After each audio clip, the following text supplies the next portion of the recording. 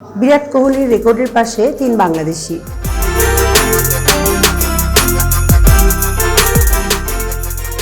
টি-20 বিশ্বকাপে প্রথমবার ওপেনার হিসেবে খেলছেন ভারতের বিরাট কোহলি।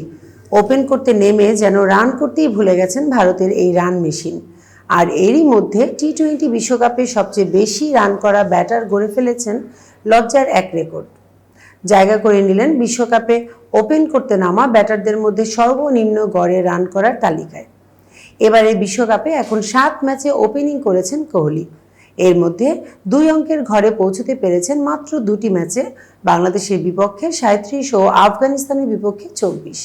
অন্য 5 ম্যাচের মধ্যে অস্ট্রেলিয়া ও যুক্তরাষ্ট্রের বিপক্ষে 0, আয়ারল্যান্ডের বিপক্ষে 1, পাকিস্তানের বিপক্ষে 4 ও ইংল্যান্ডের বিপক্ষে 9।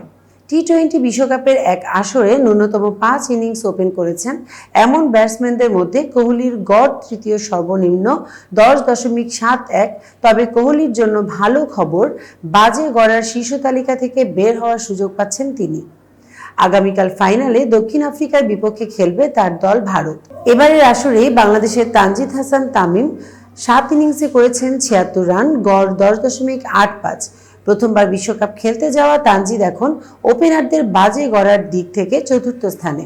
কোহলি ও তানজিদের বাইরে ওপেনারদের বাজে 5 গড়ের বাকি 3টি আগের আসরগুলোর। এই তালিকায় সর্বনিম্ন গড় নিয়ে তালিকার শীর্ষে সৌম্য সরকার। 2016 আসরে শুরুর 5 ম্যাচে ওপেনিং করে সৌম্য মোটে করেছিলেন 48, গড় 9.60। 2022 আসরে জিম্বাবুয়ের মধ্য ভেড়ে 5 ইনিং ওপেন করে 49 রান করে আছেন দ্বিতীয় নম্বরে, তার গড় 9.80। এতক্ষণ বার্তা বৈঠকের সঙ্গে থাকার জন্য ধন্যবাদ। নতুন নতুন তথ্য ও সংবাদ পেতে বার্তা বৈঠকের ইউটিউব চ্যানেল ও ফেসবুক পেজের সঙ্গেই থাকুন।